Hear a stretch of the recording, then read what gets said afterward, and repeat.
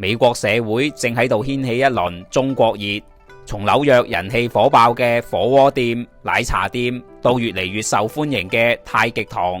越嚟越多美國民眾以自身方式接觸中國文化。2026年以嚟，好似中國人一樣生活嘅趨勢喺美國興起。喺社交平台上面，有人分享學好似中國人咁樣飲熱水、泡枸杞茶，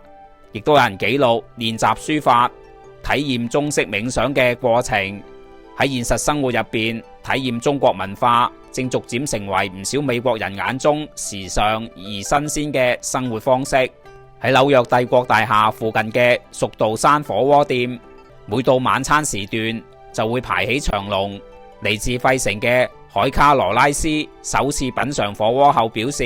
願親自去中國行一行睇一睇。與此同時，美國網紅 ISoSpeed 甲亢哥2025年嘅中國行直播喺網絡產生巨大回響，佢嘅開心遊歷令國外數千萬嘅粉絲認識咗真實嘅中國。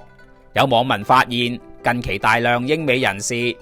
拍攝首次中國內地旅遊嘅影片，紛紛驚嘆乜原來中國係咁，我第日老咗都會搬嚟呢度住。呢股自發嘅正面評價形成咗難以估算嘅宣傳效果。